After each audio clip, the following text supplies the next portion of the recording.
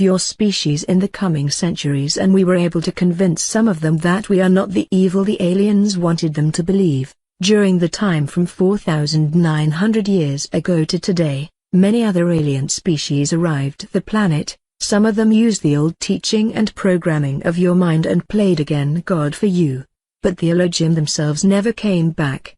They had left the planet for a duration of some 1,000 years or so earlier. So we expect their return one day in future to end their project or to maybe extinct also the seventh breed, but we don't really know what have happened to them. To answer this question of you in advance, your current civilization doesn't know anything about your real origin, about your real past, about your real world and universe, and you know very little about us and our past, and you know nothing about the things to come in near future. As long as you will not understand and believe my words, I tell you the truth because we are not your enemy, as long there is danger for your species. Your enemies are already here and you have not understood. Open your eyes or you will be in big trouble soon. If you haven't believed anything of the things I've told you before, then you should really believe and remember this. Question: why do you think I don't believe you? Answer: I have a certain feeling that you don't believe me, despite the fact that I'm sitting here in front of you. Everything I have told you in the last 2 hours is the absolute truth about our world. Question: how many alien species are active on Earth at the moment? Answer: as far as we know 14 species.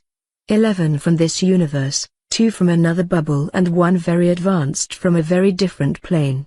Don't ask me for names, because nearly all are not pronounceable for you. 8 of them are not pronounceable even for us. Most of the species, especially the more advanced, are just studying you as animals, and they are not very dangerous for you and for us, and we work together with some of them.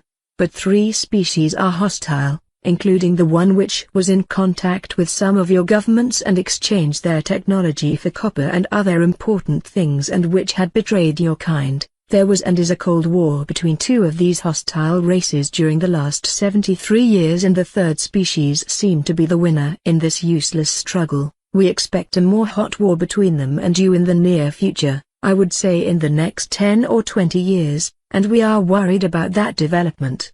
In the last time, there were some rumors about a new, 15th species which had arrived on Earth just 3 or 4 years ago, but we don't know anything about their intentions and we were not in contact with them till now. Maybe the rumors are wrong. Question: what do the hostile alien races want?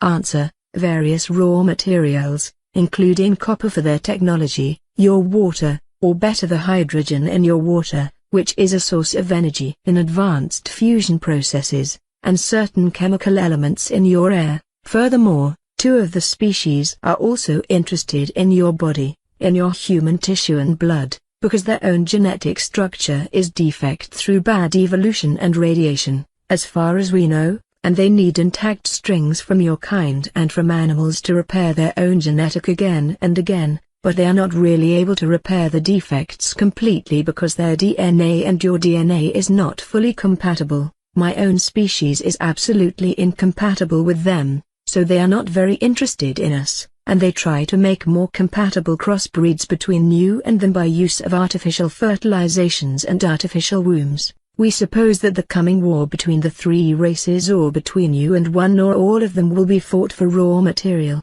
hydrogen, air and DNA. Question: is this the reason for the abductions? Answer: partly, especially when the aliens took egg and sperm samples from you. Sometimes the abductors belong to another and more advanced race and they just want to study your body and your mind, which is more interesting for some of them than your solid body, as you would study a primitive animal. As I have said, 3 alien species are hostile, and this means that they do not care for your fate or for your life, and people who were abducted by them came very rarely back alive. If someone is able to report about an abduction, it means in my opinion that he or she has not met one of the aggressive species, or that he or she is a very, very lucky human to be alive. Advanced and friendly races also took sometimes egg and sperm samples, but for other reasons. Question: you said there are only 14 species active on Earth. But why describe people who saw alien beings so many different and bizarre types of them? Answer: I think I have already answered to this question. As I have said, most of the alien races have much more advanced mind abilities than you or even me. There is just one alien race completely without such abilities. They are able to appear in your mind and memory as whatever they want, and this induced image has nothing to do with their real appearance. You remember them as normal humans or grey dwarfs or even extremely bizarre animals because they want you to remember that, or sometimes they want you to completely forget anything about a meeting with them. Another example, you can for example remember that you were just in a normal of your human hospitals and that some doctors were examining you, and you think not further about what have happened to you, maybe till you discover that there is no hospital in the street where you supposed it, but in fact you were examined by them in one of their laboratories. You can't rely on your mind in this case. They appear in different shapes to you to confuse you and to make so-called abduction witnesses who are able to remember the events, or who believe they are able to remember, ridiculous in the public, and as far as we know, they are successful. Believe me, there are only 14 alien species on this planet and only 8 of them abduct humans at the moment, again as far as we know. In addition, not every one of your abductees is one, and some of the aliens in their reports are really just imagination or lies. Question: how can we protect us against this influence on our mind? Answer: I don't know. I doubt you can, because your mind is like an open book to read and write for nearly every species I know. This is partly the guilty of the Elohim themselves, because they had constructed, or better misconstructed, partly intentionally, your mind and your consciousness without real protection mechanisms. If you are aware that someone tries to manipulate your mind, you can only concentrate on that suspicion and try to analyze every one of your thoughts and memories. Very important, don't close your eyes. This would lead to a different form of brain waves which are more easy to access. And don't sit or lay down to rest. If you stay awake during the first minutes, you can maybe try to filter the other thoughts and waves in your brain, and the inducer will give up after some minutes if he or she is not successful, because it will start to hurt his or her own brain. This is very difficult and certainly painful, and it can harm you, so better don't try to resist, but it would be the only possibility you have. However, you can try this only with a more weaker species, not with the strong. Question: what do you mean with one species comes from a very different plane? Answer: before I can explain that correctly to you, you must be able to understand the universe, and this would mean a maybe useless teaching of your mind, including the remove of some barriers, of many weeks, and with teaching I mean not only teaching by words. I have said this with your word plane or level because you have again no better word in your vocabulary, and dimension would be in this case absolutely wrong. It's rather wrong even for another bubble, because a dimension can't exist without planes. If you would be a species living in another or over the plane, and if you would be furthermore able to enter planes without technology so that your body is not made of that kind of matter, then you would be the mightiest being you can imagine. This very advanced race I've mentioned had developed outside of here, and they've evolved in fact over billions of years. They would be able to destroy all of you and us and everything with just a single thought. We were in contact with them only 3 times in our whole history, because their interest in your planet is different from that of all other races. They are definitely no danger for you or us. Question: what will happen when the war begins? Answer: this is difficult to answer. It depends on the enemy race and on their tactic. War is not always that primitive thing you humans mean with the word. War can be fought on various levels. One possibility they have is the destruction of your social system by influence on political leaders. Another is the use of advanced weapon systems, which can cause earthquakes or volcanic eruptions or other disasters, including weather disasters, which may seem natural to you. The special fields from copper fusion I've mentioned earlier are able to have an influence on your global weather.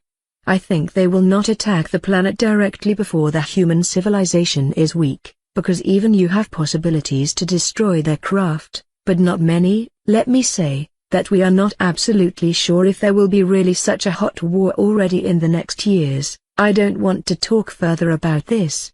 Question: this is the end of the interview. Do you want to say a last sentence or message? Answer: open your eyes and see. Don't believe only in your wrong history or your scientists or your politicians. Some of them know the truth about the various things, but they don't inform the public to avoid confusion and panic. I think your species is not as bad as some of my kind thinks, and it would be a pity to observe your end. That's everything I can say. Go through your world with open eyes and you will see, or maybe not, your kind is ignorant. Question: do you think anyone will believe that this interview is the truth? Answer: no, but it is an interesting experiment for my social studies. We will meet again in some months and you will tell me then what have happened after the publication of my message. Maybe there is hope for your kind. I once again reaffirm that the following text is the absolute truth and is not fiction.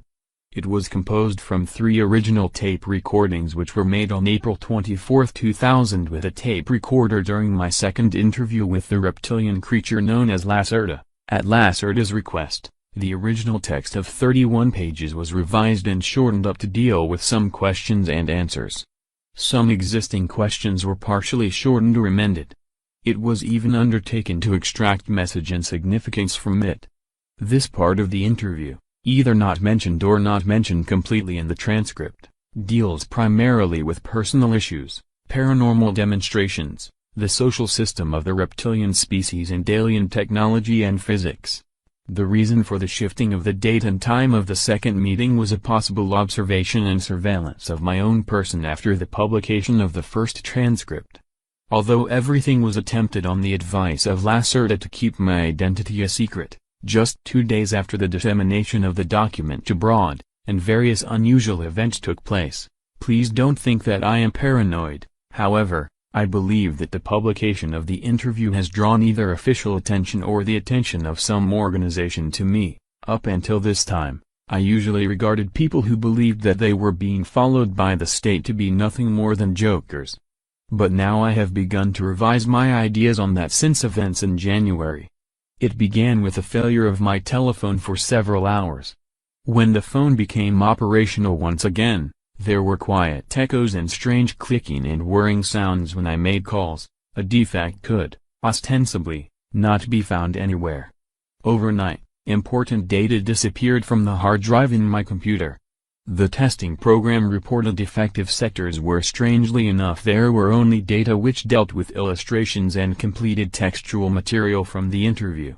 These defective sectors also contained material of a paranormal nature in the field of my research. Fortunately, the material was also stored on floppies. In addition, I discovered by pure chance some hidden data in a likewise hidden directory index. The name which appeared on the data and the directory index was E72UJ. A friend, who is a computer expert, could not make anything of this designation, and when I was about to show it to him, the directory index had disappeared. One evening, my apartment door was standing wide open, my TV set was running, and I am absolutely confident that I had turned the TV set off. A minivan with British markings and the imprint of a Europe-wide supermarket chain parked in front of my house. I noticed the same minivan again on several occasions traveling at a distance behind my car, even when I visited the town of 65 kilometers away. When I returned, the car was on the other side of the street once again. I never saw anyone get into or out of the car. A knock on the door of the vehicle and on the tinted windows caused no reaction of any kind. After about 2 weeks, the minivan disappeared again. When I informed DF personally about these events, he suggested that I change the place and date of the meeting in order to assure our own and Lacerda's safety. The meeting took place on April 27, 2000 in another isolated location. It was unobserved as far as I can determine. Once again, all of this may sound strange and paranoid, like a fantasy from a cheap science fiction film. However, I can only repeat to and assure the reader once again, all of this is the unadulterated truth. Believe my words or don't believe them. These things have happened and they will continue to happen, whether you believe it or not, until it is too late. Our civilization is in danger. Transcript of the interview, shortened version, date of interview, April 27, 2000. Comment by O.A. K. The meeting began with an appraisal of diverse questions and opinions which I had gotten from readers of the first transcript in anonymous fashion.